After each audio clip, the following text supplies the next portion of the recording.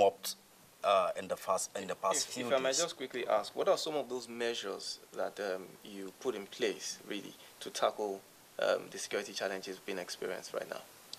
We started with our deployment strategy, looking at those areas where we have the gaps.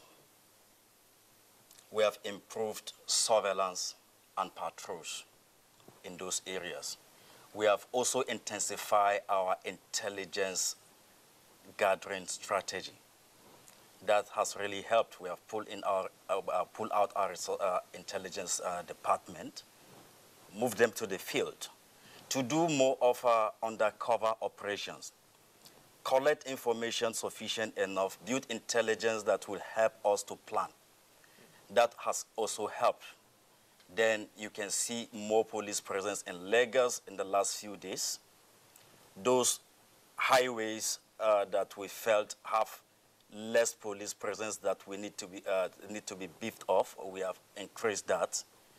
Aerial patrol is also ongoing in Lagos all over.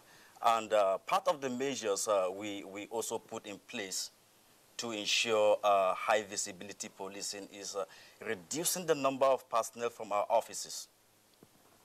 We cut them down by 50%, pull them to the streets to add to the strength of those who are patrolling our streets so that we'll have more police presence. Now carrying out the normal surveillance and patrols, then also carrying out targeted patrols and raids on identified criminal hideouts. These strategies are really paying off, and in the next few days, we'll continue to experience the peace Lagos is known for. Now, DSP Bala, the excesses of some of the anti-social squad of the police have called to question their professionalism, especially the use of a firearm. You know, what is the command doing to really reorientate some of these officers? There has been an ongoing training on the use of firearms, on human rights, that has been on for some time now. The training is aimed at addressing those areas that we felt that our officers and men are lacking. You know, training is a continuous process. When you have new challenges, you design new trainings to really address those challenges. Part of what we identified from the complaints we are getting on human rights abuses and the recent killings, we have to pay more attention to trainings on human rights and the use of firearms. And that has been put in place. It is ongoing now.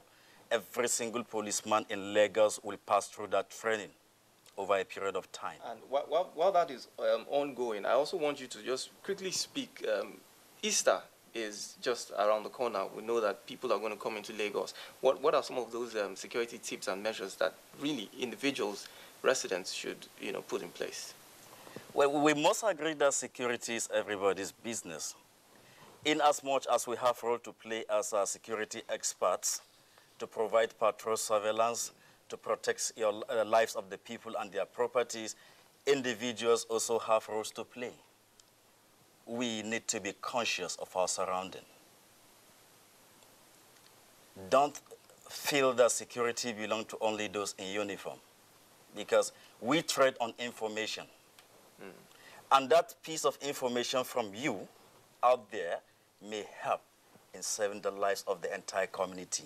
So that particular thing you see, or that suspicious movement you have observed, if you keep it to yourself, it may become something harmful to the people. But once you pass it to us, we trade on it, we plan on it, and we strike, and that will help in saving the lives of the people. Thank you very much, DSP Bala Elkanah, and thank you for your time. Thank you for having me.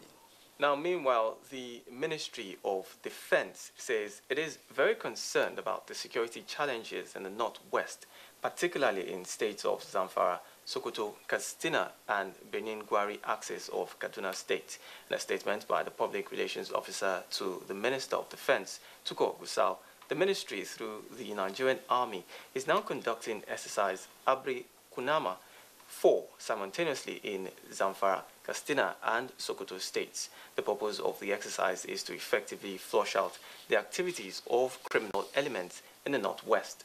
The Nigerian Air Force has also intensified airstrikes against the bandits in Zamfara. The Ministry of Defense therefore wishes to warn any person or group of persons who choose to connive or sympathize with the bandits to perpetrate crime against the law to retrace their steps or face the full wrath of the law. The ministry therefore assured Nigerians that the armed forces of Nigeria, in conjunction with other security agencies, will continue to protect lives and properties of law-abiding citizens of the country. The general public is also requested to cooperate with the armed forces to discharge its constitutional responsibilities effectively. Now, Minister of Transportation, Rotimi Amechi, says the approval for the Ibadan to Kano phase of the rail line will be presented before the Federal Executive Council soon. The minister, who said this during the monthly inspection of the Lagos-Ibadan railway project, also gave the contractors an ultimatum to finish the laying of tracks by June. Meanwhile, that report will be brought to you in our subsequent bulletin. And now, in sports, the Athletic Federation of Nigeria's all-comers meet in Ijebu-Ode discovers athletes for all Africa Games as Nigeria Rugby Federation set to host and win Africa Silver Cup in April. Olumide Iguntola has more on our sports update. The just concluded all-comers athletics meet in Ijebu-Ode, which is designed to help athletes gauge their level of preparedness ahead of the AFN Golden League, as well as help identify new talent, has been described as a successful one, as a total of 100